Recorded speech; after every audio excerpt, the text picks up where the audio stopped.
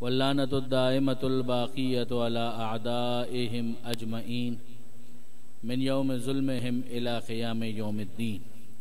اللهم إنا نرغب إليك في دولة كريمة تعز بها الإسلام وأهله وتذل بها النفاق وأهله وتجعلنا فيها من الدعاة إلى طاعتك والقادة إلى سبيلك وترزقنا بها كرامة الدنيا والآخرة. رب اشرح لي صدري ويسر لي أمري واحلل عقدة من لساني يفقهوا قولي واجعلني خالصا لوجهك الكريم يا الله. صلوات على محمد وآل محمد.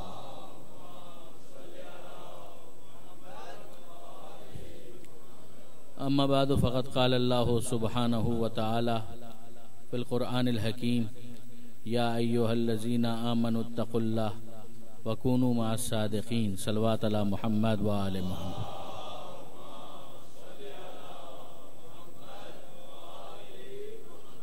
شہادت امام جعفر صادق علیہ السلام کی مناسبت سے منعقدہ مجالس کے سلسلے کی آج یہ دوسری اور آخری مجلس ہے.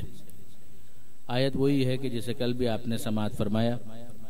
ارشاد پروردگار ہو رہا ہے کہ یا ایھا الذین آمنو، اے ایمان لانے والوں، اتقوا اللہ، اللہ کا تقوی اختیار کرو، وکونوا مع الصادقین، اور صادقین کے ساتھ ہو جاؤ. یہ کل میں نے گزارش کی تھی آپ کی خدمت میں کہ ہر شخص کے لیے ضروری ہے کہ وہ سچ کا دامن تھامے، اپنے آپ کو جھوٹ سے دور کرے، مگر وہ سچ بولنے والوں میں شامل ہونے کے بعد صادقین کا مصداق بنتا ہے. جبکہ یہاں پروردگار عالم نے جو حکم دیا ہے وہ اس سے ایک منزل آگے کا حکم ہے، ایک مرحلہ بالاتر ہے معاملہ، کہ جہاں پروردگار عالم یہ ارشاد فرما رہا ہے کہ کونوا مع الصادقین، کہ کچھ ہیں ایسے صادقین کہ جن کے ساتھ ہونے کا تمہیں حکم دیا جا رہا ہے. اور اگر تم صاحب ایمان ہو اور ایمان کا دعویٰ تمہارا ہے تو ہم تمہارے ایمان کے دعوے کو گویا قبول اس وقت کریں گے جب تمہارے اندر یہ دو چیزیں پائی جائیں. ایک تم اللہ کا تقوی اختیار کرو، اور دوسرے ان صادقین کی جماعت کو پہچانو اور پھر ان کی معیت کو اختیار کر لو. جب ان کی معیت کو تم اختیار کر لو گے تو وہاں پہنچو گے کہ جہاں وہ پہنچیں گے. ظاہر ہے کہ جو جس کے ساتھ ہوتا ہے پھر اس کی کمپنی میں ہونے کا فائدہ یہ ہوتا ہے کہ جہاں وہ پہنچے گا وہیں پر یہ بھی پہنچے گا. اور یہ وہ منزل ہے کہ جہاں انسان اپنے آپ کو نجات یافتہ سمجھ سکتا ہے، سیلویشن کو محسوس کر سکتا ہے، کامیابی اور کامرانی کا احساس کر سکتا ہے. درود بھیجے گا محمد و آل محمد.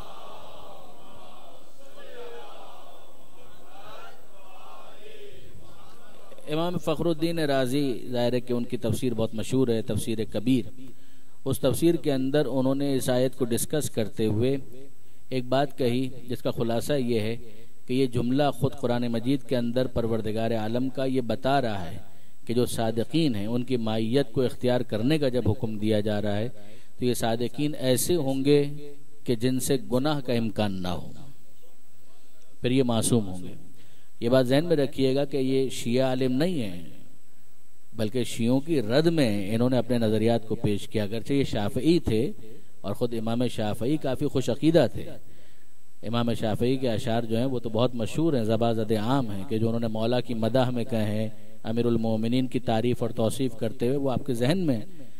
امام شافعی کا وہ مشہور شعر ہے کہ اے آل محمد تمہاری فضیلت کے لیے یہ بہت کافی ہے کہ من لم یصلی علیکم لا صلاۃ لہ، کہ اگر کوئی نماز میں تم پر درود نہ بھیجے تو پھر اس کی نماز اس کے منہ پر مار دی جائے گی. اسی طرح سے امام شافعی کا یہ ذہن میں آ گیا، لہٰذا میں عرض کر رہا ہوں کہ ان کا ایک اور بہت مشہور شعر ہے کہ الا متا الا ما و الا حتی متا او آتبو فی حب حاضل فتح. امام شافعی امیر المومنین سے، مولا سے جو محبت تھی اس کا اظہار کثرت کے ساتھ کیا کرتے تھے.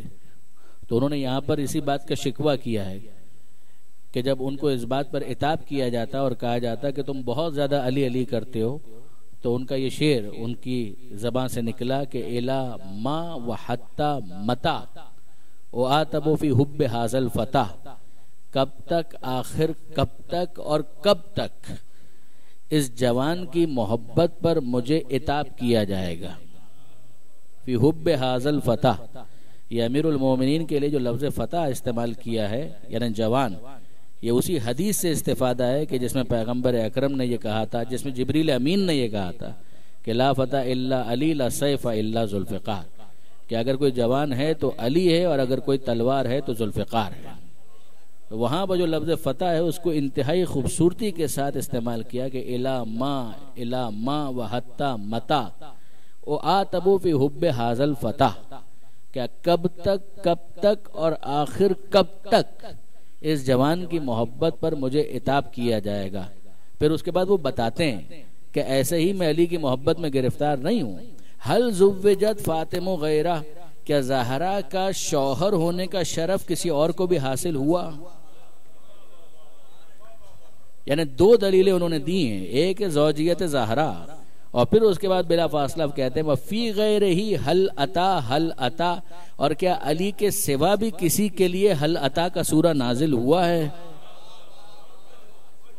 اب جو واقعاً صاحبان علم ہے، تشریف رکھتے ہیں، جو عربی کی نزاکتوں کو سمجھتے ہیں، وہ جانتے ہیں کہ یہاں پر حل عطا کو دو مرتبہ کس طرح سے استعمال کیا۔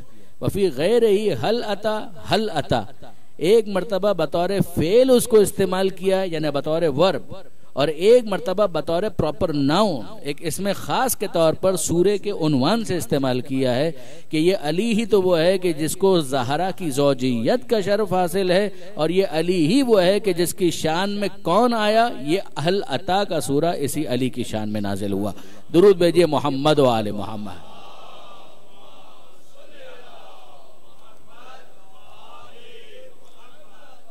تب وہ امام شافعی، امام فخر الدین رازی، وہ بھی شافعی ہونے کے دعوے دار تھے، اور اس آیت کے ذیل میں بات ہو رہی تھی تو ضمناً بات آ گئی تو میں آپ کی خدمت میں نے اشعار پیش کر دیے امام شافعی کے، مگر امام فخر الدین رازی نے اس پر تبصرہ کرتے ہوئے یہ کہا، اور وہ عام طور پر جو فضائل سے متعلقہ آیتیں ہوتی ہیں اس میں تشکیک کرتے ہیں، اس کو مشکوک بناتے ہیں، اسی لیے مولانا اظہر حسن زیدی علی اللہ مقامہ، وہ جب کبھی امام رازی کا ذکر کرتے تھے رے الف زے اور پھر یہ، تو اس زے کو ذہن میں رکھیے گا، رازی، یہ رازی زے کے ساتھ ہے، مگر وہ یہ کہا کرتے تھے جب کبھی ان کو کوئی ایسا موقع مل جائے کہ جہاں امام رازی نے بھی ایگری کر لیا ہو آل محمد کے فضائل پر، تو وہ کہتے تھے امام رازی نے بڑی مشکل سے راضی ہو کر یہ بات کہی ہے۔ تو عام طور پر اتنی جلدی راضی نہیں ہوتے ہیں آل محمد کے فضائل پر۔ تو یہاں پر جب انہوں نے اس آیت کو ڈسکس کیا تو ٹیکنیکل جس کے مباحث ہیں ان کو بھی انالائز کیا، اور اس کے بعد پھر انہوں نے کہا کہ ہاں یہاں پر جو صادقین ہیں ان کی معیت اختیار کرنے کا حکم دیا گیا، تو یہ صادقین جو بھی ہیں اتنا تو سمجھ میں آتا ہے کہ دوسروں کو حکم دیا جا رہا ہے کہ ان صادقین کے ساتھ جڑ جاؤ، تو ان صادقین کو ہر گناہ سے پاک ہونا چاہیے۔ اگر یہ بھی گنہگار ہوں تو پھر ان کے ساتھ ہونے کا مطلب کیا ہے؟ یعنی اگر آپ غور فرمائیے گا کہ عصمت اور معصوم ہونے کے کانسیپٹ کو سمجھانے کے لیے یہ بہت اچھی مثال ہے جو علم کلام کی بعض کتابوں کے اندر آئی ہے کہ اگر آپ گوشت کو سڑنے سے بچانا چاہتے ہیں تو اس پر نمک لگاتے ہیں۔ جس زمانے میں فریج وغیرہ نہیں ہوتا تھا تو مسالے لگا کر اس کو پریزرو کیا جاتا تھا تاکہ وہ سڑ نہ جائے، تو گوشت کو محفوظ رکھنے کے لیے آپ نمک لگاتے ہیں، نمک ہی سڑ گیا تو پھر آپ کیا لگائیں گے؟ لہٰذا بندہ نہ بہک جائے، گناہ نہ کرے، لہٰذا اس سے یہ کہا جا رہا ہے کہ ہادی کے ساتھ ہو جاؤ۔ اگر وہ ہادی بھی بہکنے والا ہو تو پھر اس کو کس کے حوالے کیا جائے؟ لہذا جس نبی اور جس امام کے حوالے کیا جا رہا ہے کم سے کم اس کے بارے میں تو یہ طے ہونا چاہیے کہ یہ اپنی مرضی سے بات بھی نہیں کرتا، جو صورت وحی اس پر نازل ہوتا ہے وہی زبان سے الفاظ کی صورت میں ادا ہو جاتا ہے۔ درود بھیجئے محمد و آل محمد پر۔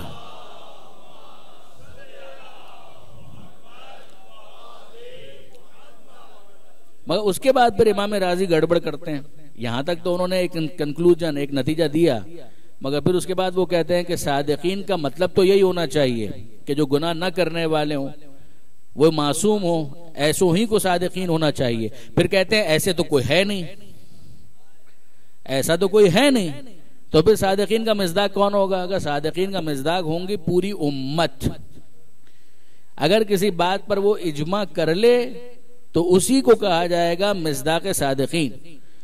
وہ یہ بھول گئے کہ یہاں پر لفظ صادق استعمال ہوا ہے. صادق کی جمع ہے صادقین. صادق کسی فرد کو کہا جاتا ہے, کسی شخص کو کہا جاتا ہے. لفظ اجماع اس فینومینا کے لیے استعمال ہی نہیں ہوتا جس کو دوسرے انداز سے صادقین کہا جاتا ہے. انہوں نے کہا کہ صادقین کا مطلب ہوگا امت کا اجماع, کہ امت کا اگر اجماع ہو گیا تو وہ کبھی غلط نہیں ہو سکتا, تو وہ معصوم ہو گئے ایز این ریزلٹ. پھر اس کے بعد وہی اس کا مصداق بن جائیں گے. غور کرنا چاہیے. آیت اللہ ناصر مکارم شیرازی نے بہت عمدہ تنقید کی ہے تفسیر نمونہ میں اس فینومینا کے اوپر اور اس نظریے کے اوپر, کہ اس کا مطلب تو یہ ہوا کہ کسی کو کسی کے ساتھ ہونے کی ضرورت نہیں ہے. جب مائیت کی بات ہو رہی تھی تو اس کا مطلب یہ ہے کہ کوئی ہے جو اس میں شامل نہیں ہے اور اس کو ان کے ساتھ شامل ہونا ہے, تو وہ جو شامل ہو رہا ہے وہ اور ہے, جن کے ساتھ ملنا ہے وہ اور ہیں. یہاں پر تو ایسا اتحاد کر دیا گیا کہ جس کے نتیجے میں تابع اور متبوع دونوں ایک بن گئے, الگ الگ مصداق ہی نہ رہے. درود بھیجئے محمد و آل محمد پر.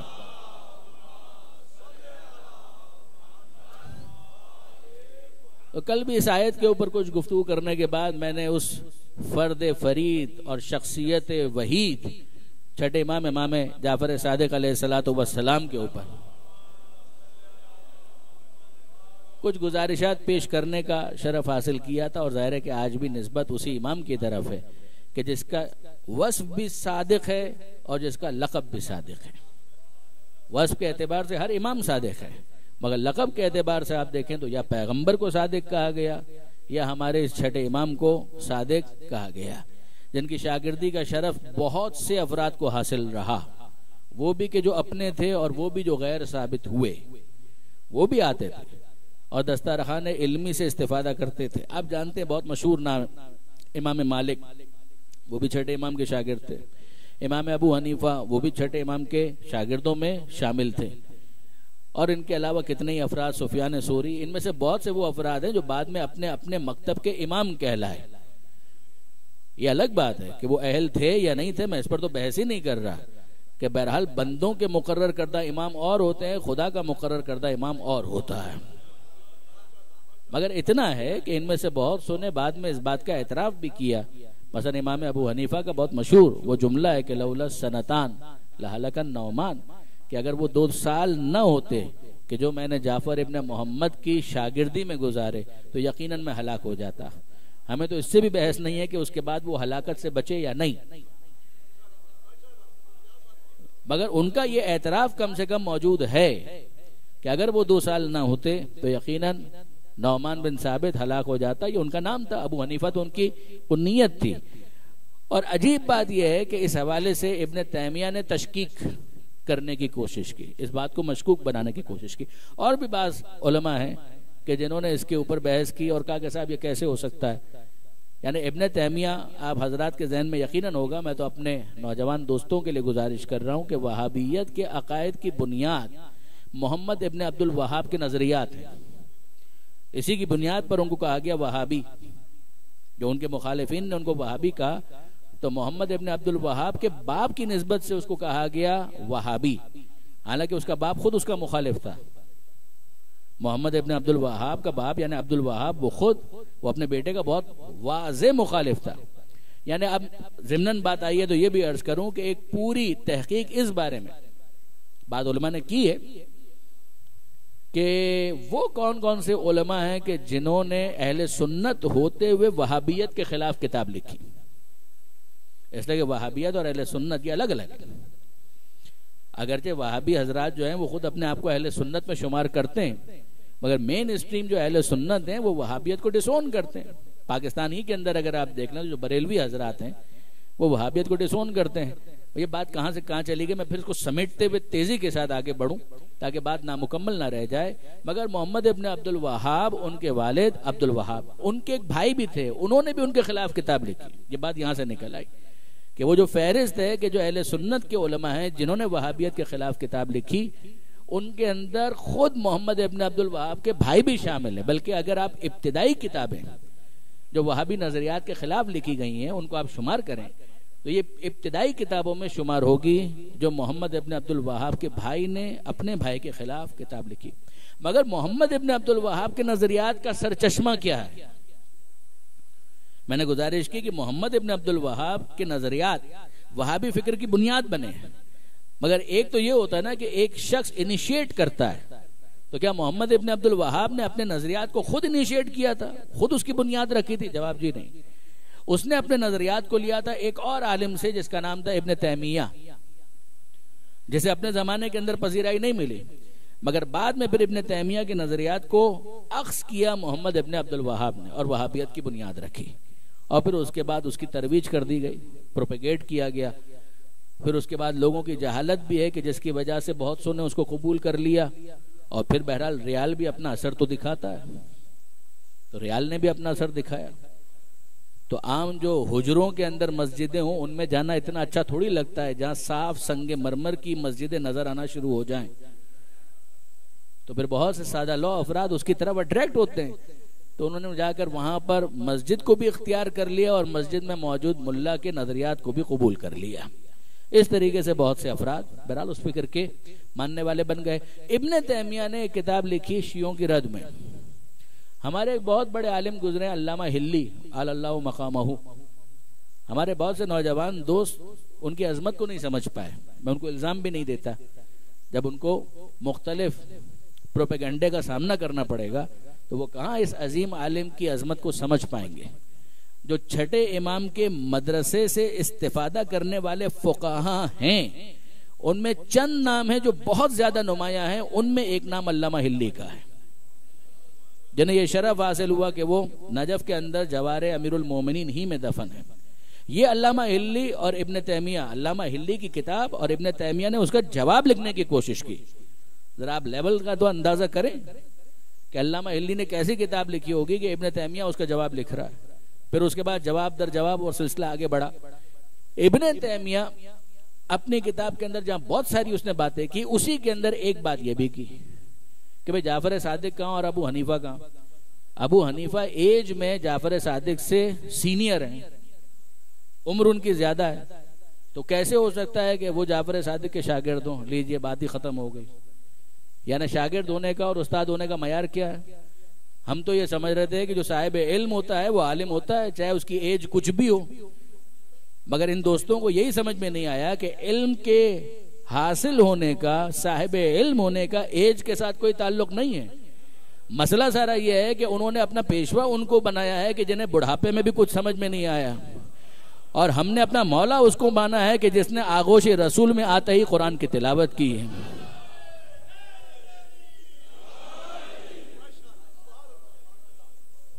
یہ سینیورٹی اور یہ جونیئر ہونے کا معاملہ کہاں سے آ گیا کہ اگر ایج کم ہے تو پھر تو وہ شاگرد ہو سکتا ہے، ایج زیادہ ہو تو پھر وہ شاگرد کیسے ہو سکتا ہے؟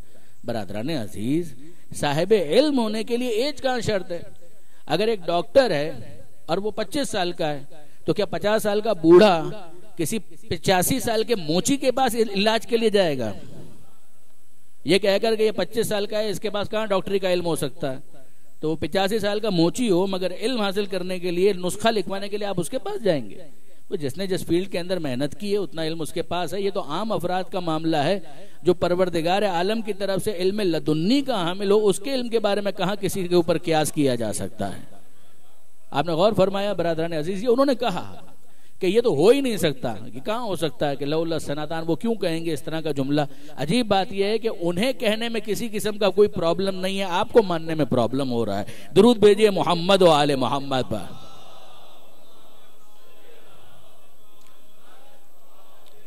اب یہاں پر انصافاً تعریف کرنی پڑے گی علامہ شبلی نعمانی کی۔ انہوں نے ایک کتاب لکھی جناب امام ابو حنیفہ کے حالات پر، اور اس کتاب کا نام رکھا النعمان، جو ان کا اصل نام تھا نعمان بن ثابت، اسی پر انہوں نے نام رکھا النعمان۔ اور اس کے اندر انہوں نے اس ایشو کو بھی ڈسکس کیا، اور انہوں نے پوری طاقت کے ساتھ ابن تیمیہ کی رد کی۔ انہوں نے کہا کہ یہ ابن تیمیہ کی خیرہ چشمی ہے کہ انہوں نے اس طرح سے گفتگو کی، انہوں نے نہیں چاہیے تھا کہ اس طرح سے وہ بات کرتے کہ ابو حنیفہ کتنے ہی بڑے فقیہ ہوں مگر جعفر صادق کے مقابلے میں ان کا کیا اسٹیٹس ہے، یہ انہوں نے کہا اور لکھا۔ اور پھر اس کے بعد ایک بڑے کمال کی بات کی، انہوں نے کہا جتنے بھی علوم ہیں وہ سب کے سب اہل بیت ہی سے نکلے ہیں، جتنے بھی علوم ہیں نہیں برادران عزیز، یعنی واقعاً ان کا تبصرہ ایسا ہے، حالانکہ میں اس طرح کا کوئی تقاضا نہیں کرتا کہ آپ خامخواہ انجوائے کریں کسی بات کو، لیکن واقعاً یہ تبصرہ بہت عمدہ ہے۔ اور اس کے اوپر پھر علامہ ذیشان حیدر جوادی کا ایک تبصرہ ہے، ان کا تبصرہ یہ ہے کہ جتنے علوم ہیں وہ سب کے سب اہل بیت ہی سے نکلے ہیں۔ اہل بیت کون ہے؟ کہ گھر والے۔ اور پھر انہوں نے وہ محاورہ وہاں پر لکھا کہ اہل البیت ادرا بما فی البیت، کہ جو گھر والے ہوتے ہیں وہ گھر کی بات کو زیادہ جانتے ہیں۔ تو یہ گھر کی بات ہے تو گھر والے گھر کی بات کو زیادہ جانتے ہیں۔ بھئی قرآن کہاں اترا؟ اس گھر میں۔ حدیث کہاں سے نکلی؟ اس گھر سے۔ جب سب کچھ اس گھر سے نکل رہا ہے تو گھر والوں کو گھر کی بات کا زیادہ علم ہوگا، چاہے تفسیر کا علم ہو، چاہے تاریخ کا علم ہو، چاہے حدیث کا علم ہو، سیرت کا علم ہو، جتنے بھی علوم ہیں وہ سب کے سب اسی گھر سے تو نکلے ہیں۔ یہ کہہ کر علامہ شبلی نعمانی نے ابن تیمیہ کے اوپر تنقید کی، واقعاً سر آنکھوں پر، مگر اب اس کے بعد علامہ ذیشان حیدر جوادی کا مارکۃ الآراء تبصرہ، وہ کہتے ہیں کہ جو اصول آپ نے یہاں پر قبول کیا ہے فدق کے باب میں کیوں بھول جاتے ہیں؟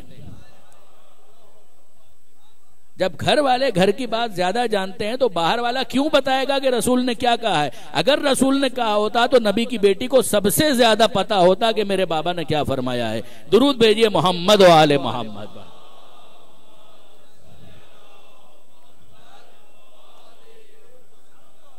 تو اب اس کے اندر یہاں تک تفصیلات اگر آپ دیکھیں تو امام ابو حنیفہ کا شاگردی اختیار کرنا اور اس کے بعد امام کے ساتھ مکالمہ، یہ سب کچھ ملتا ہے، یہ تمام تر چیزیں تفصیل کے ساتھ ملتی ہیں۔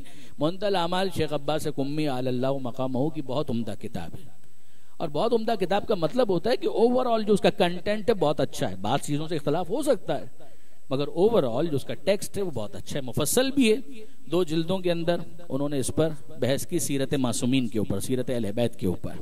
پھر ایک الگ کتاب انہوں نے لکھی تاریخ الخلفاء پر، اور بہت ساری کتابیں شیخ عباس قمی نے لکھی، اور اتفاق ایسا ہے کہ شیخ عباس قمی بھی جوار امیر المومنین میں نجف ہی کے اندر مدفون ہے۔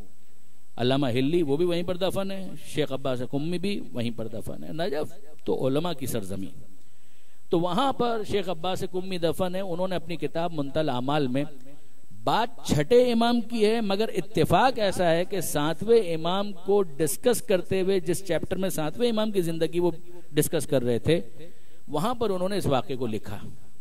میں اس لیے خاص عرض کر رہا ہوں کہ صاحبان علم اگر اسے تلاش کرنا چاہیں اور چھٹے امام کے چیپٹر میں نہ ملے تو وہ پریشان نہ ہو جائیں۔ 7ویں امام کے چیپٹر میں انہوں نے اس واقعے کو نقل کیا، لکھا، اور وہ کیا تھا؟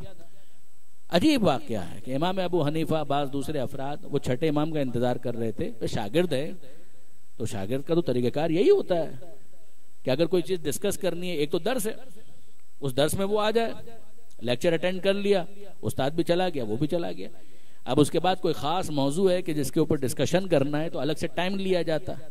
تو یہ انتظار کر رہے تھے کہ ابھی جعفر صادق نکلیں گے تو ان سے کچھ چیزیں پوچھیں گے۔ وہ بھی تھے، کچھ اور افراد بھی تھے جو وہاں پر انتظار کر رہے تھے، اور ایسے میں چھٹے امام تشریف لائے، اور چھٹے امام کے ہاتھ میں عصا تھا، اور عصا کو دیکھنے کے بعد وہ اپنا سوال جو وہ پوچھنے کے لیے آئے تھے وہ تو بھول گئے۔ انہوں نے عصا کو دیکھ کر ایک تبصرہ کیا اور یہ کہا کہ فرزند رسول، آپ کی ایج ابھی اتنی زیادہ تو نہیں ہے کہ آپ کو عصا کی ضرورت پڑے، یعنی آپ ابھی اتنے بوڑھے تو نہیں ہوئے ہیں کہ آپ کو عصا کی ضرورت پڑے، تو خیریت کوئی خاص حکمت ہے عصا کو ہاتھ میں رکھنے کی؟ تو چھٹے امام نے ایک بہت پیارا تبصرہ فرمایا، کہنے لگے کہ بھائی بات یہ ہے کہ یہ عصا معمولی عصا نہیں ہے، یہ عصا رسول اللہ کا عصا تھا، اور ظاہر ہے کہ گھر والوں کے پاس ہی یہ چیزیں ہونی چاہیے، تو وراثت میں انتقال ہوتے ہوتے یہ عصا مجھ تک پہنچا ہے، تو اگرچہ مجھے جسمانی اعتبار سے کوئی مشقت محسوس نہیں ہوتی، ذوف محسوس نہیں ہوتا، مگر میں نے مناسب سمجھا کہ اللہ کے رسول نے جس عصا کو استعمال کیا ہے اسی عصا کو میں اپنے ہاتھ میں لوں اور تبرک حاصل کروں۔ تو امام ابو حنیفہ نے یہ جملہ سنا اور فوراً لپکے عصا کی طرف آگے بڑھ کر اس عصا کو چومنے لگے۔ چلیے ہمیں اتنا تو سمجھ میں آیا کہ فقہ حنفی کے اندر تبرکات کو چومنا بدعت نہیں ہوتا۔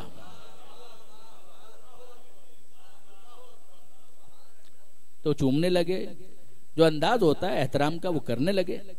تو چھٹے امام نے کہا خیریت یہ کیا؟ کہا کہ فرزند رسول جب اللہ کے رسول کا عصا ہے، رسول سے منسوب ہے، تو پھر اس کا احترام بھی ہونا چاہیے، اظہار محبت بھی ہونا چاہیے۔ اب چھٹے امام نے جو کہا ہے وہ سننے سے تعلق رکھتا ہے۔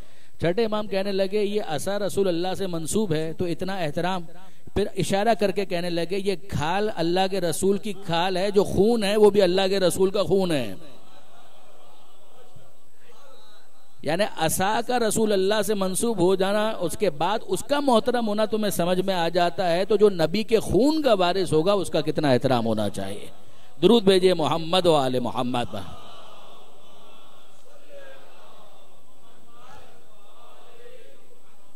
یہ برادران عزیز اس زمانے کے جو واقعات اور اس زمانے کے جو حالات ہیں وہ بہت عجیب ہیں۔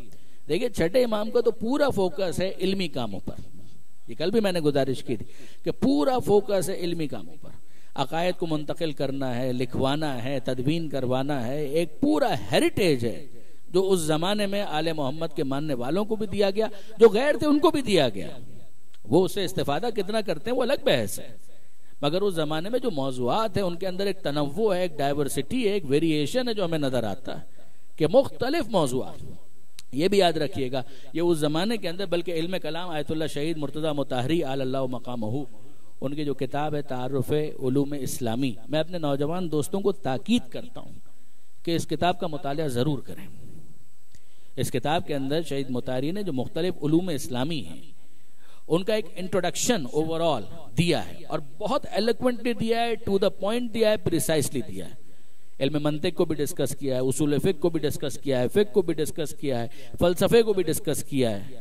ان تمام موضوعات کے اوپر سیر حاصل بحث کی۔ علم کلام اس کو بھی ڈسکس کیا۔ وہاں علم کلام کو ڈسکس کرتے ہوئے آغا مطہری نے اس بات کو بیان کیا کہ غالباً جو پہلا مسئلہ علم کلام کے اندر جو عام افراد ہیں ان کے درمیان ڈسکس ہوا وہ جبر و اختیار کا مسئلہ تھا، جو علم کلام کا مارے کا دلارا مسئلہ بن گیا، اور جس کو پھر بہت سو نے پروپیگیٹ کیا۔ دیکھیے برادران، کسی چیز کا ایک نیچرل ایوالو ہونا وہ ایک الگ چیز ہے۔ نیچرلی کچھ چیزیں ایوالو ہوتی ہیں کہ آپ پڑھ رہے ہیں، لکھ رہے ہیں، مطالعہ کر رہے ہیں، آبزرو کر رہے ہیں، ایک سوال ہے جو آپ کے ذہن میں آیا، دوسرا شخص ہے ویسا ہی ایک سوال اس کے ذہن میں آیا، دونوں آپس میں ملے، انہوں نے بیٹھ کر ڈسکس کیا، ایک کنکلوژن ڈرا کیا، نتیجہ نکالا، کسی نے ایگری کیا، کسی نے ڈس ایگری کیا۔ یہ ایک علمی فضا کے اندر ہوتا ہے۔ پھر اس کے بعد کچھ چیزیں ایسی ہوتی ہیں کہ جن کو پروموٹ کیا جاتا ہے، جن کو پروجیکٹ کیا جاتا ہے خاص ایجنڈا کے تحت۔ یہ جبر و اختیار کے بارے میں ایک بحث تو بڑی نیچرل ہے کہ انسان مجبور ہے یا اس کے پاس اختیار ہے، وہ کتابیں کھول رہا ہے، قرآن پڑھ رہا ہے، بعض آیتیں ایسی نظر آ رہی ہیں، بعض آیتیں ویسی نظر آ رہی ہیں، کچھ کنفیوژن ذہن میں آتا ہے، پھر اس کے بعد کچھ آیتیں ملتی ہیں جو ان کو سالو کرتی ہیں، پھر نہیں سمجھ میں آیا تو معصوم کے پاس گیا، اس کو حل کروا لیا۔ یہ ایک بڑا نیچرل طریقہ ہے، اس میں کوئی پرابلم نہیں۔ سوال کا آنا بھی ٹھیک ہے، اس کا جواب مل جانا بھی ٹھیک ہے، اور اس کے نتیجے میں اس مشکل کا حل ہو جانا بھی ٹھیک ہے۔ ایجنڈا جب کوئی چیز بن جائے تو پھر اس کی ترویج کا کوئی خاص مقصد ہوتا ہے۔ مثلا اگر آپ اس بحث کو دیکھیں، جبر و اختیار کی بحث، اس کو بنو امیہ اور بنو عباس دونوں نے پروموٹ کیا ایک ایجنڈے کے تحت۔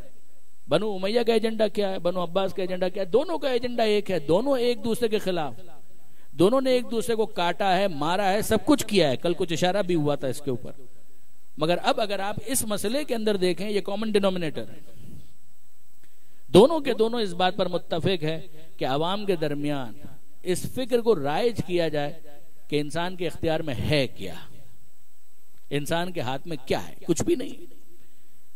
یعنی پتا بھی اللہ کی مرضی کے بغیر ہل نہیں سکتا، تو بندہ کیا ہلے گا؟ یہ ایجنڈے کے تحت اس کی ترویج کیوں ضروری ہے کہ ویسے ہی ہم نے عوام کو اتنا پیس کر تو رکھا ہے، کوئی کیا بولے گا، کوئی کیا صدا بلند کرے گا۔ لیکن پھر بھی اگر کسی کے ذہن میں یہ خیال آئے کہ ان حکمرانوں کا کردار دیکھو، شرابیں یہ پی رہے ہیں، جھوٹے یہ ہیں، مکار یہ ہیں، بدکار یہ ہیں، بد کردار یہ ہیں، یہ ہمارے حاکم، تو جیسے ہی اگر کسی کے ذہن میں یہ سوال آئے تو فوراً اس کے سامنے اس بات کو پیش کیا جائے کہ پتا بھی خدا کی مرضی کے بغیر نہیں ہل سکتا، تو انسان کیا ہلے گا؟ تو یہ حاکم جو کچھ بھی کر رہے ہیں وہ سب کا سب اسی لیے کہ خدا ان سے یہ کروانا چاہتا ہے۔ اس فکر کے نتیجے میں کہ حاکم کے اوپر کوئی ذمہ داری نہیں، ساری ذمہ داری خدا کے اوپر، بندے کے ہاتھ میں کیا ہے، بندے کے اختیار میں کیا ہے، کچھ بھی تو نہیں ہے۔ تو یہ بنو امیہ والے جو سب کچھ کر رہے تھے وہ بھی اپنی مرضی سے نہیں کر رہے تھے، تو بنو عباس والوں نے تلوار کیوں نکالی؟ کیوں ان کے خلاف میدان جنگ کے اندر گئے؟ ان کا میدان جنگ میں جانا خود اپنے خلاف حجت ہے کہ وہ بنو امیہ کے خلاف اس لیے کہ کہنے لگے الرضا آل محمد، یہ تو بڑے ظالم لوگ ہیں، ان کے خلاف میدان میں جانا چاہیے۔ مگر جب اقتدار آ گیا تو پھر اس کے بعد وہی دلیل جو وہ دیا کرتے تھے انہوں نے دینا شروع کر دی کہ بندے کے ہاتھ میں کیا ہے۔ اگر ہماری طرف کوئی تمہیں نشیب محسوس ہوتا ہے، کردار کی کمزوری محسوس ہوتی ہے، ضعف نظر آتا ہے، تو ہمارا اپنا تو کوئی اختیار ہے ہی نہیں، جو کچھ بھی ہو تو خدا کی طرف سے۔ آپ نے غور فرمایا برادران عزیز؟ عمر خیام کا غالباً بہت مشہور ایک شعر ہے جس کا اردو میں خلاصہ یہ ہے، اسی جبر کی ترویج کے لیے اس نے ایک جملہ کہا، اور یہ جملہ یہ تھا، شعر یہ تھا اس کا خلاصہ، کہ میں شراب پیتا ہوں، توجہ کیجئے گا، میں شراب پیتا ہوں کیونکہ علم خدا میں ہے کہ میں شراب پیوں گا، تو شراب چھوڑ کر میں علم خدا کو غلط ثابت نہیں ہونے دینا چاہتا۔ تو سبحان اللہ، سبحان اللہ۔ آپ نے دیکھا کہ خداوند متعال کے کیسے کیسے وفادار بندے اس دنیا میں موجود ہیں۔ میں شراب پیتا ہوں اس لیے کہ علم خدا میں ہے کہ میں شراب پیوں گا، اور اگر میں نہیں پیوں گا تو علم خدا غلط ثابت ہو جائے گا، تو میں نہیں چاہتا کہ علم خدا غلط ثابت ہو، لہذا میں شراب پیتا ہوں۔ یہ ہوتا ہے اپنے گناہ پر پردہ ڈالنے کے لیے عذر تراشنا۔ ایک ایکسکیوز ہوتا ہے اور ایک لیم ایکسکیوز ہوتا ہے، لنگڑا ایکسکیوز، یہ وہ لیم ایکسکیوز ہے۔ غور فرمائیے گا برادران عزیز، اگر پروردگار عالم، معصومین نے اس کو حل کیا ہے، معصومین نے اس کے اوپر تبصرہ کیا، جب آپ غور فرمائیے، ایک یہ فکر بنی اور دوسری فکر کیا ہے جو بالکل اس کے 180 ڈگری کے اوپر ایک اور فکر بنی، اور اتفاق ایسا ہے کہ آج بھی اگر آپ گوگل پر سرچ کریں تو نام بدل گئے ہیں، فکر موجود ہے۔ یہ جبریہ کہلائے، ایک اور گروہ کہلایا قدریہ، جبریہ اور قدریہ۔ جبریہ نے کہا کہ صاحب انسان کے ہاتھ میں کچھ ہے ہی نہیں، قدریہ نے کہا سب کچھ ہمارے ہاتھ میں ہے، خدا کے ہاتھ میں کچھ نہیں ہے۔ انہوں نے کہا خدا نے جب تک پیدا نہیں کیا تھا ہم اس کے ہاتھ میں تھے، ایک دفعہ پیدا کر دیا اب دور سے بس نگاہ حسرت ڈال سکتا ہے اور کچھ بھی نہیں کر سکتا۔ جب تک ہم اس دنیا میں ہیں، سانس لے رہے ہیں، اس وقت تک خدا کا اب کوئی اختیار باقی نہیں ہے۔ اور جس طرح سے غبارہ ہے، آپ نے اس کے اندر گیس بھر دی اور اس کو چھوڑ دیا، تو جب تک وہ آپ کے ہاتھ میں تھا آپ کا اختیار تھا، اور جب آپ نے اس کو چھوڑ دیا تو غبارہ اب آسمان کے اندر پرواز کر رہا ہے۔ اب آپ نیچے سے دیکھتے رہیے، آپ کچھ کر نہیں سکتے۔ جب تک گیس اس میں موجود ہے، وہ 2 منٹ میں ختم ہو جائے تو یہ 2 منٹ میں نیچے آ جائے گا۔ اگر 2 دن تک اس کے اندر گیس ہے تو 2 دن تک وہ گیس اس کو اسی طریقے سے فضا کے اندر پرواز کا موقع دے گی۔ اسی طرح سے انسان ہے۔ ایک اور مثال بھی دی جاتی ہے کہ صاحب یہ بال ہے، جب تک آپ کے ہاتھ میں ہے آپ کا اختیار ہے، آپ پھینکیں نہ پھینکیں، مگر ایک دفعہ آپ نے اس بال کو پھینک دیا تو اب آپ دور سے دیکھتے رہیے، اب آپ کا کوئی بس اس کے اوپر نہیں ہے، وہ خود ہی جا رہی ہے، جہاں تک اس کے اندر ایک فورس ہے، وہ اپنا پروجیکٹائل موشن جو ہے وہ کمپلیٹ کرے گی، زمین پر آئے گی، اور اس کے بعد پھر جہاں تک اس کے اندر فورس باقی ہے وہ زمین پر دوڑتی جائے گی یہاں تک کہ وہ ختم ہو جائے۔ تو انسان کا معاملہ بھی یہی ہے۔ اب آپ نے غور کیا، دیکھ 180 ڈگری کے اوپر ایک کہ انسان کا کوئی اختیار نہیں، اور دوسرے نے کہا کہ انسان ہی کا تو اختیار ہے، خدا کا کوئی اختیار نہیں۔ اچھا، انہوں نے کہا کہ خدا کی مرضی کے بغیر پتہ بھی نہیں ہل سکتا، یہ بھی لگتا ہے کہ بڑا اپیلنگ ہے۔ اور دوسری طرف کہ انہوں نے کہا کہ خود بتائیے، انصاف سے بتائیے کہ کیا خدا چاہتا ہے کہ ہم شراب پئیں؟ اگر وہ چاہ رہا ہوتا تو منع کیوں کرتا؟ اس نے منع کیا ہے، اور پھر اس کے بعد پینے والے پی رہے ہیں۔ اس کا مطلب یہ ہے کہ خدا کا کوئی اختیار نہیں ہے، بندے کا اختیار ہے۔ غور فرمایا آپ نے؟ کیا خدا چاہتا ہے کہ چوری کی جائے؟ کہا نہیں۔ کیا بندے چوری کرتے ہیں؟ جی ہاں، دلیل ہے اس بات کی کہ خدا کا کوئی اختیار نہیں ہے، بندے کا اختیار ہے۔ وہ دلیل بھی بڑی مستحکم لگتی ہے اور یہ دلیل بھی بڑی مستحکم لگتی ہے۔ اب آپ غور فرمائیے، یہ ہے معصوم کی ضرورت پر سب سے بڑی دلیل کہ ہر زمانے کے اندر کوئی ایسا نمائندہ پروردگار تو ہو جو خود اپنی زبان سے اظہار حق کر دے، یا کچھ ایسے افراد تیار کر دے جو اس کی نمائندگی میں احقاق الحق کریں، ابطال باطل کریں۔ اب آپ غور فرمائیے برادران عزیز، میں نے عرض کیا آپ کی خدمت میں کہ ویسے اگر آپ دیکھیں یعنی ایجنڈا میں نے آپ کے سامنے رکھ دیا، میں آتا ہوں اس کی طرف. ویسے اگر آپ دیکھیں تو امام کا طریقہ کار کیا ہے کہ دربار کو اگنور کرو. کیوں اپنا وقت وہاں پر ضائع کیا جائے؟ اس لیے کہ وہاں سے اس دین کی ترویج میں کوئی کردار ادا ہونے والا نہیں ہے. لوگوں کے اندر ابھی اتنا پوٹینشل نہیں ہے کہ وہ حکومت الہیہ کو اس کی ٹرو اسپرٹ کے اندر قبول کر سکیں.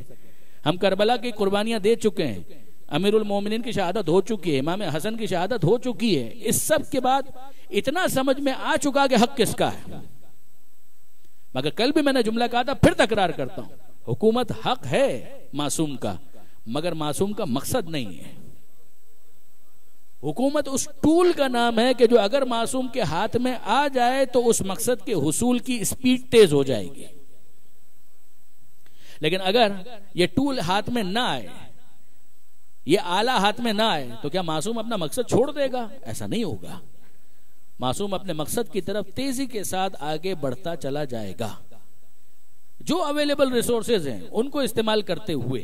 اب آپ غور فرمائیے، ایک طرف ہم دیکھتے ہیں منصور دوانقی ابو العباس صفا کے بعد دوسرا بنو عباس کا بادشاہ ہے، اور وہ چاہتا ہے کہ کسی طریقے سے چھٹے امام پر نظر رکھے، چھٹے امام کو قابو میں رکھے.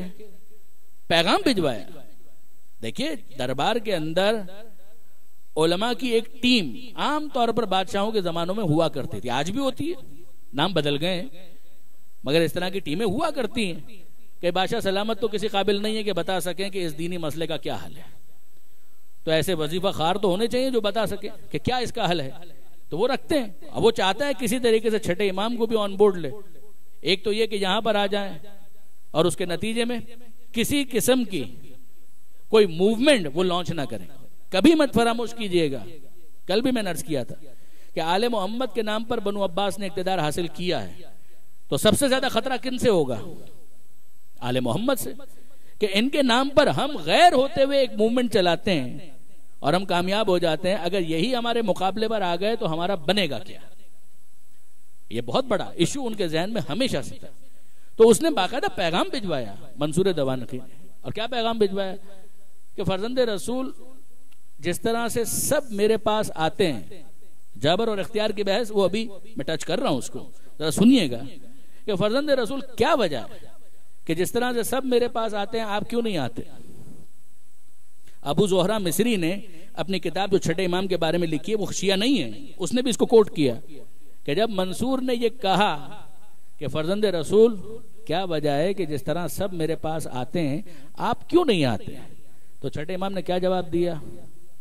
نہ میرے پاس دنیا ہے جس کے خوف سے تیرے پاس آؤں، نہ تیرے پاس آخرت ہے جس کی امید میں تیرے پاس آؤں، نہ یہ خلافت کوئی نعمت ہے کہ مبارکباد دینے کے لیے آؤں، نہ تو اسے مصیبت سمجھتا ہے کہ تعزیت کے لیے آؤں. تو پھر آنے کی وجہ کیا ہو سکتی ہے؟ تو اس نے پھر واپس دوسرا اندر، یعنی جملہ بہت قیمتی ہے چھٹے امام کا کہ نہ میرے پاس دنیا، یعنی وہ دنیا کہ جس کے لیے مجھے خوف ہو کہ بادشاہ چھین لے گا، وہ تو ہے نہیں، میں نے اپنے پاس رکھا ہی نہیں اس کو کہ جس کے خوف سے میں تیرے پاس آؤں. نہ تیرے پاس آخرت ہے. دوسرا ریزن کیا ہو سکتا ہے آنے کا کہ بھئی تو کوئی ولی اللہ ہوتا تو میں تیرے پاس آتا، تو تیرا اسٹیٹس کیا ہے تجھی کو معلوم ہے. نہ تیرے پاس آخرت ہے کہ جس کی امید میں تیرے پاس آؤں، نہ یہ خلافت کوئی نعمت ہے، غصب کا مال ہے چھینا ہوا، تو یہ کوئی نعمت تو ہے نہیں کہ میں تجھے مبارکباد دینے کے لیے آؤں. کسی گھر میں ولادت ہو آپ مبارکباد دیں گے، نوکری لگ جائے آپ مبارکباد دیں گے، کوئی اور انعام مل جائے آپ مبارکباد دیں گے. کہ یہ خلافت کوئی نعمت تو ہے نہیں کہ تجھے مبارکباد دینے کے لیے آؤں. یہی ہوتا کہ تو اسے مصیبت سمجھتا تو میں تعزیت کے لیے آتا، مگر تو اسے مصیبت نہیں سمجھتا تو تعزیت کے لیے بھی آنے کی کوئی گنجائش نہیں ہے. اس نے پینترا بدلا. اس نے دوسرا جملہ کہا. اس نے کہا آپ نصیحت کے لیے میرے پاس آیا کریں، آپ نصیحت کے لیے میرے پاس رہیں، نصیحت کے لیے میرے پاس آیا کریں. امام نے کہا جیسے دنیا عزیز ہوگی وہ تجھے نصیحت نہیں کرے گا، اور جیسے آخرت عزیز ہوگی وہ تیرے ساتھ نہیں رہے گا. درود بھیجیے محمد و آل محمد.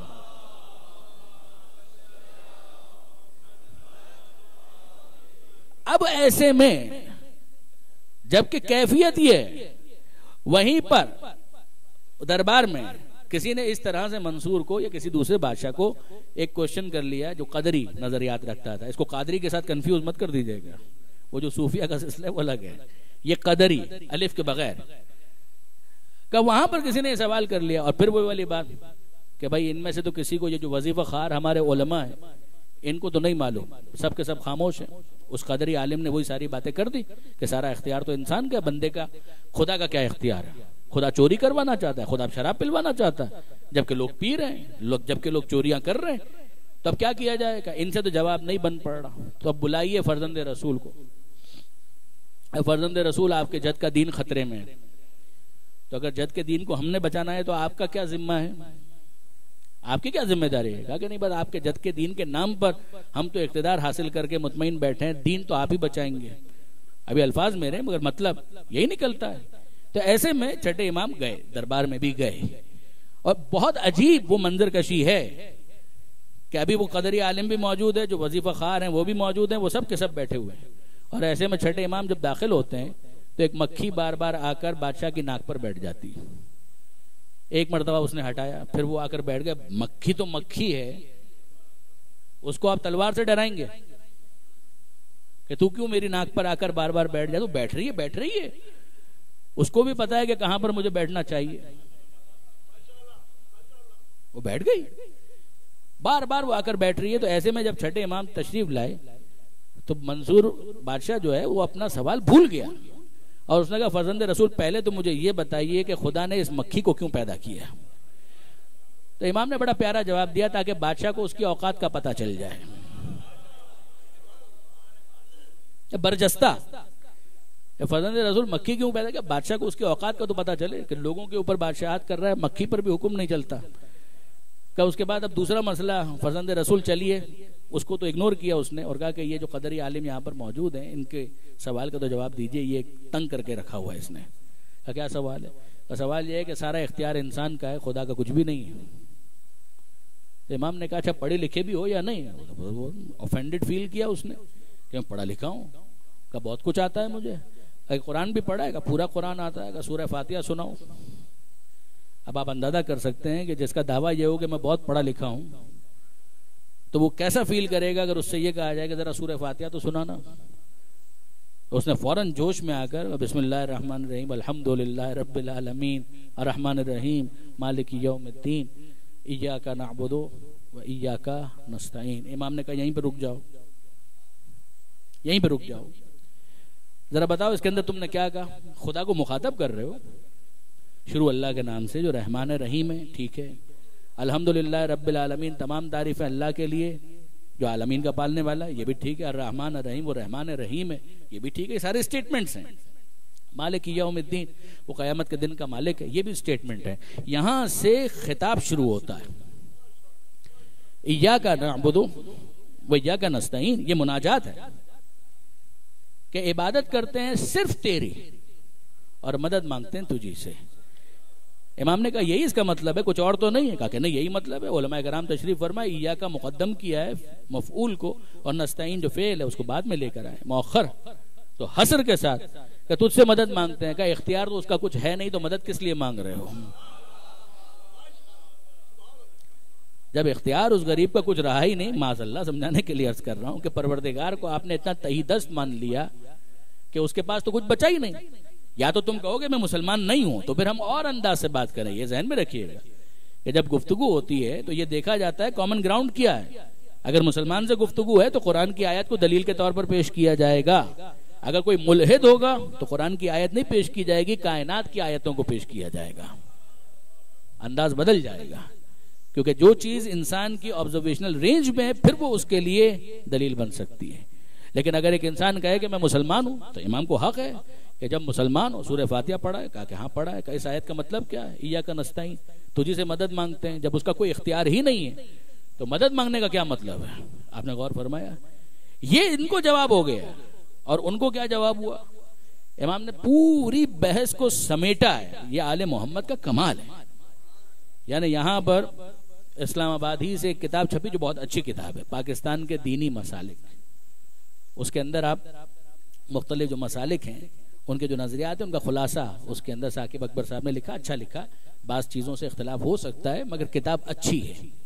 اس کے اندر جبر و اختیار کے بحث میں آپ 90% دیکھیں گے، یعنی شیعہ جو علماء نے کہا اس کو تو چھوڑ دیجئے، وہ تو سب کچھ آل محمد ہی سے لے رہے ہیں، مگر جو غیر ہیں، جو براہ راست شیعان علی میں، شیعان امام صادق میں شمار نہیں ہوتے، ان سے بھی جب جبر و اختیار کے بارے میں پوچھا گیا، پاکستان کے علماء کی بات کر رہا ہوں، تو ان سب نے تقریباً 90% یک زبان ہو کر کہا کہ نہ جبر ہے نہ اختیار، نہ پوری طرح سے مجبور ہیں، نہ 100% اختیار ہے، معاملہ درمیان کا ہے، اور یہ چیز ہم نے لی ہے اس امام سے جس کا نام ہے جعفر صادق۔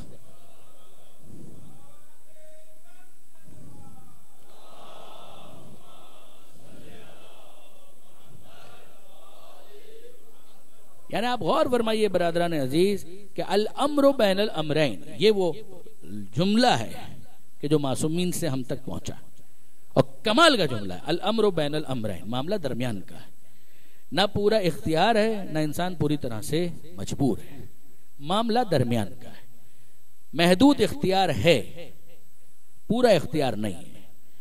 دنیا میں کب آئیں گے اور کب اس دنیا سے جائیں گے اس کا کوئی اختیار نہیں۔ دنیا میں رہتے ہوئے میں صرف مثال دے رہا ہوں اپنے نوجوان دوستوں کے لیے کہ ان آنکھوں سے آپ سفید کو سفید دیکھیں گے، کالے کو کالا دیکھیں گے، نیلے کو نیلا دیکھیں گے، مجبور ہیں۔ اگر نارمل آنکھ ہے اور وہ نیلے کو پیلا دیکھ رہی ہے تو پھر وہ نارمل نہیں ہے۔ نارمل آنکھ، صحت مند آنکھ سفید کو سفید دیکھے گی، ہرے کو ہرا دیکھے گی، پیلے کو پیلا دیکھے گی، نیلے کو نیلا دیکھے گی، یہاں تک مجبور ہے۔ اور جب مجبور ہے تو نہ ثواب کی کوئی گنجائش ہے نہ عذاب کی کوئی گنجائش ہے۔ سفید کو سفید دیکھنے پر کوئی ثواب نہیں ہے، نیلے کو نیلا دیکھنے کے اوپر کوئی عذاب نہیں ہے، یہ مجبوری ہے۔ مگر اختیار کہاں سے شروع ہوتا ہے؟ ان آنکھوں سے آپ کی مرضی ہے آپ نامحرم کو دیکھیں یا محرم کو دیکھیں، اور وہیں سے اختیار شروع ہو جاتا ہے۔ آپ غور فرمائیے، النظر الی وجہ علی عبادہ، علی کے چہرے کی طرف نظر کرنا عبادت ہے، یہ اختیار ہے کہ ان کو دیکھیں یا ان کے کسی مخالف کو دیکھیں جو اس زمانے میں تھے۔ ماں باپ کے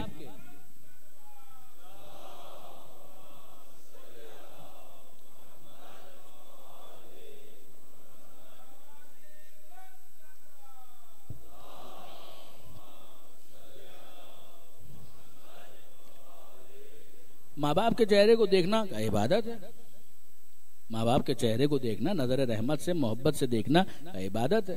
آپ نے غور فرمایا جہاں انسان مجبور ہے نہ وہاں پر ثواب کی بحث ہو سکتی ہے نہ عذاب کی بحث ہو سکتی ہے۔ آپ ان کانوں سے باریک آواز کو باریک سنیں گے، بھاری آواز کو بھاری سنیں گے۔ کچھ لکھا ہوا ہے؟ اچھا درود بھیجے گا محمد و آل محمد۔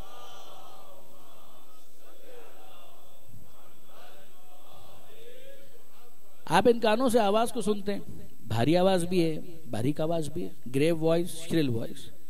مجھے بتائیے کیا آپ کو یہ اختیار ہے کہ آپ بھاری آواز کو باریک سنیں اور باریک آواز کو بھاری سنیں؟ اگر نارمل کان ہے تو بھاری آواز کو بھاری سنیں گے، باریک آواز کو باریک سنیں گے۔ لہذا بھاری آواز کو بھاری سننے پر کوئی ثواب نہیں ہے اور باریک آواز کو باریک سننے پر کوئی عذاب نہیں ہے۔ مگر یہ تو آپ کو اختیار ہے نا کہ ان کانوں سے آپ مدح آل محمد سنیں گے یا کسی کی غیبت سنیں گے۔ تو مدح آل محمد سننے پر، تلاوت قرآن سننے پر ثواب ہے، اور غیبت اور گالی سننے کے اوپر تو کوئی ثواب نہیں ہے، بلکہ برعکس معاملہ ہو جائے گا۔ یہ آپ کی زبان ہے، اس زبان سے آپ چکھتے ہیں تو آپ مجھے بتائیے میٹھے کو میٹھا محسوس کریں گے، نمکین کو نمکین محسوس کریں گے، کڑوے کو کڑوا محسوس کریں گے، مجبور ہیں۔ مجھے بتائیے کہ کیا میٹھے کو میٹھا محسوس کرنے پر کوئی ثواب ہے؟ نمکین کو نمکین محسوس کرنے پر کوئی عذاب ہے؟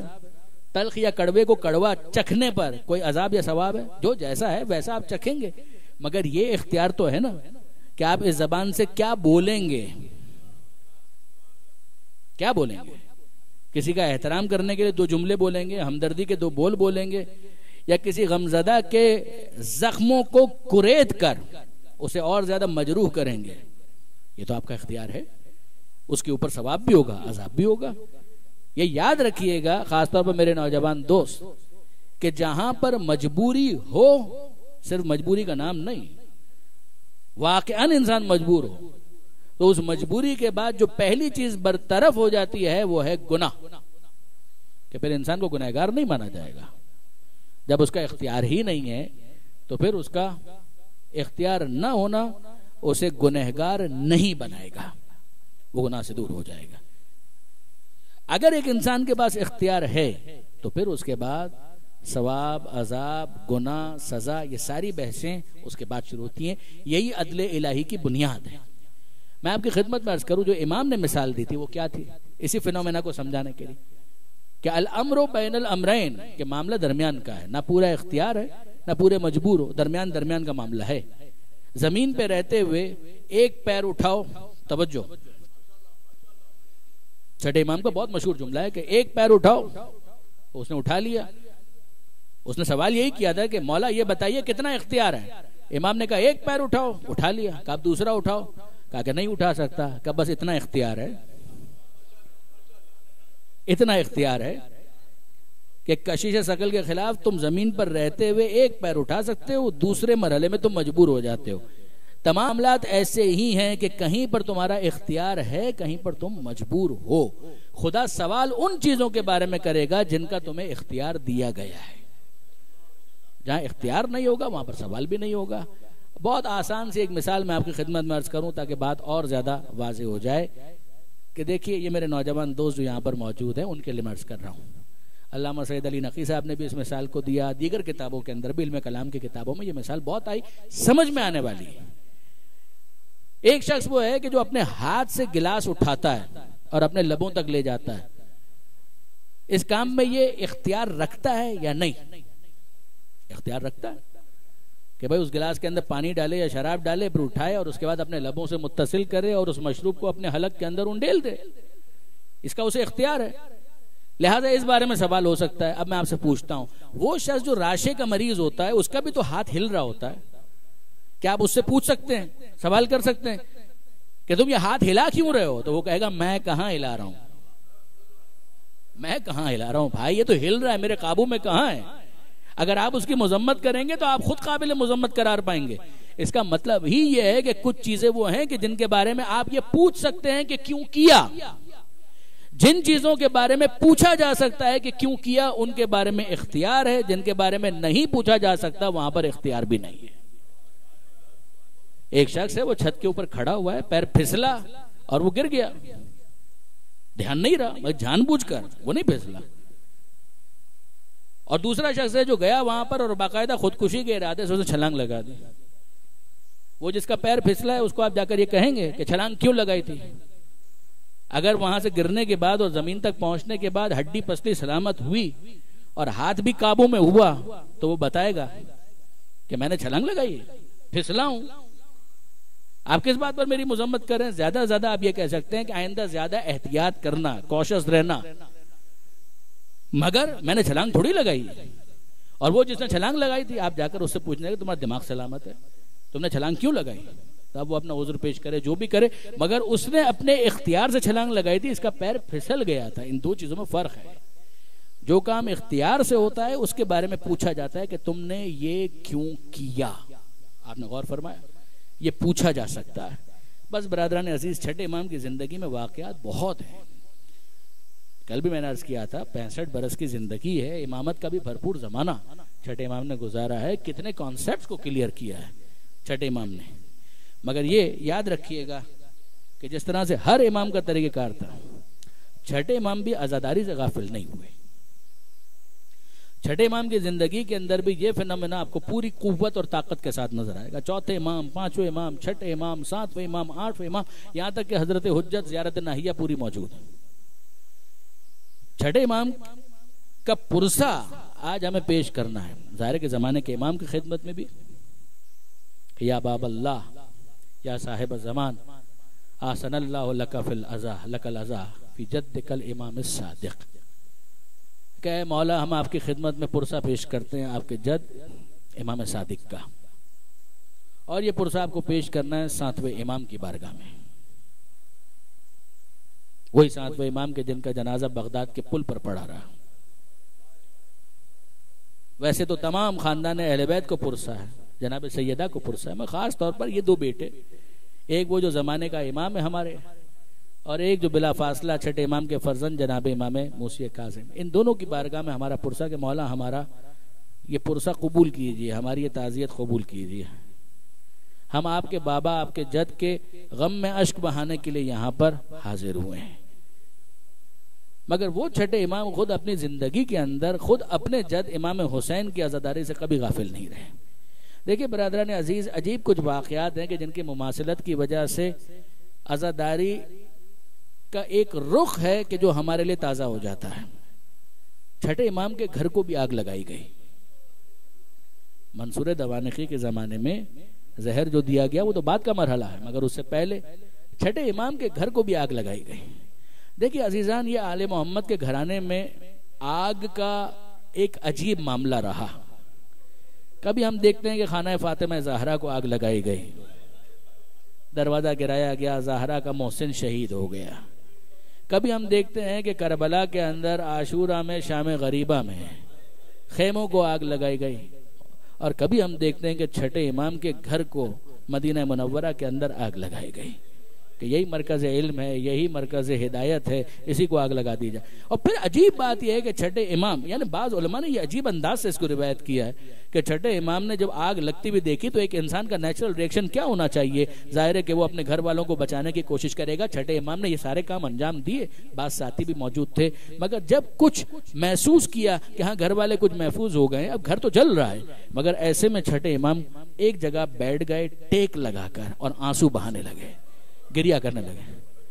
یہ جعفر صادق کی بات کر رہا ہوں، آپ کے اسی امام کی کہ جس کی مجلس شہادت میں آپ موجود ہیں، کہ چھٹے امام بیٹھ گئے اور آنسو بہانے لگے، گریا کرنے لگے۔ چھٹے امام کو گریا کرتے ہوئے دیکھ کر بعد افراد قریب آئے کہ مولا خیریت؟ ہاں گھر کو آگ تو لگ گئی۔ کہا کہ نہیں، ان شعلوں کو دیکھ کر گریا نہیں کر رہا، کچھ شعلے ہیں کہ جن کو یاد کر کے گریا کر رہا ہوں۔ کہا مولا کون سے شعلے اس وقت آپ کو یاد آ گئے؟ آپ کا تو اپنا گھر جل رہا ہے۔ کہا وہ بھی تو اپنا ہی گھر تھا، وہ بھی تو میرا ہی گھر تھا کہ جن کو یاد کر کے میں گریا کر رہا ہوں۔ کہا مولا کیا یاد آ گیا؟ کہا میں دیکھ رہا ہوں کہ آگ لگی ہوئی ہے، میرے گھر کی خواتین ہیں، وہ اپنی چادروں کو سنبھالے ہوئے ادھر سے ادھر جا رہی تھی، ادھر سے ادھر آ رہی تھی۔ مجھے یاد آ گیا کہ شام غریبہ میں جب خیمے جل رہے تھے تو اس وقت کیفیت کیا تھی کہ بیویوں کے سروں پر چادر موجود نہیں تھی، اور بیویاں کبھی ایک خیمے سے دوسرے خیمے میں، دوسرے خیمے سے تیسرے خیمے میں، یہاں تک کہ سید سجاد کے پاس پہنچ کر جناب زینب کبریٰ نے کہا اے بیٹا ذرا دیکھو، یہ کیفیت ہے کہ خیمے جل چکے ہیں، ہمیں بتاؤ کہ جل کر خاک ہو جائیں یا کربلا کے ریگستان میں نکل جائیں، بس بیٹا اتنا دیکھ لینا اب زینب کے سر پر چادر موجود نہیں ہے۔ چھٹے امام ان تمام واقعات کو یاد کر رہے ہیں کہ جب سید سجاد نے کہا علیکن بالصحرا، پھوپھی اماں ریگستان میں نکل جائیے، جان کا بچانا واجب ہے، اور بیویاں اس طرح سے نکلی جس کو چوتھے امام نے بعد میں یاد کیا کہ جب کسی نے پوچھا کہ کیسے آپ کا خانوادہ جلتے ہوئے خیموں سے باہر آیا، چوتھے امام کی آنکھوں میں آنسو تھے، ہاتھ میں تسبیح تھی، تسبیح کو توڑ دیا اور کہا دیکھ جس طرح سے یہ دانے بکھر گئے، جس طرح سے یہ دانے بکھر گئے، اسی طرح شام غریبہ میں حسین کا گھرانہ بکھر کر رہ گیا۔ دانے بن کر کچھ بچے ادھر جا رہے تھے، کچھ بیبیاں ادھر جا رہی تھی، پورا خانوادہ بکھر کر رہ گیا۔ چھٹے امام کو یاد آ رہا ہے، گھر جل رہا ہے مگر یاد آ رہے ہیں شام غریبہ کے شعلے۔ عزیزو جب چھٹے امام کا جنازہ تیار ہوا ہے نا تو ساتویں امام نے تشییع جنازہ کے موقع پر ہزاروں کا مجمع تھا، پورا مدینہ آ گیا تھا، پورا مدینہ موجود تھا۔ چھٹے امام کے جنازے کو کاندھا دینے کے لیے ہر ایک کی تمنا تھی کہ میں امام کے جنازے کو کاندھا دوں گا۔ یہ ہزاروں کا مجمع محلہ بنی ہاشم سے نکلا اور پہنچا جنت البقیع میں۔ ساتویں امام نے صدا لگائی جگہ دو، میرے بابا کو دفن کیا جائے گا میرے جد کے پہلو میں، میرے جد کے پہلو میں دفن کیا جائے گا۔ جہاں پانچویں امام کی قبر تھی وہیں پر قبر تیار کی گئی، اور اب چھٹے امام کو شان و شوقت کے ساتھ پورے اہتمام کے ساتھ اتنے لوگوں کی موجودگی میں چھٹے امام کو دفن کیا جا رہا ہے، ساتویں امام کو پرسہ دیا جا رہا ہے۔ مگر کوئی چھٹے امام کے دل سے پوچھے جو اس عالم میں، جو عالم ارواح ہے، کہ اے مولا کیا آپ خوش ہیں کہ آپ کو اتنے احترام کے ساتھ شان و شوقت کے ساتھ دفن کیا جا رہا ہے؟ تو چھٹے امام جواب دیں گے کہ یہ حق ہے کہ اتنے احترام کے ساتھ دفن کیا جائے، مگر کوئی مجھ سے پوچھے تو مجھے میرا جد غریب یاد آ رہا ہے، میرا جد حسین مجھے یاد آ رہا ہے، اور اس سے زیادہ میرے ہی پہلو میں چوتھے امام کی قبر ہے، میرے جد زین العابدین یاد آ رہے ہیں کہ جنہوں نے اس طرح سے اپنے بابا کے لاشے کو دیکھا تھا کہ جلتی رہتی ہے، سر جدا ہے، نوکے نیزہ پر ہے، اور جسم ریگزار کربلا پر پڑا ہوا ہے، کوئی ایک مٹھی خاک ڈالنے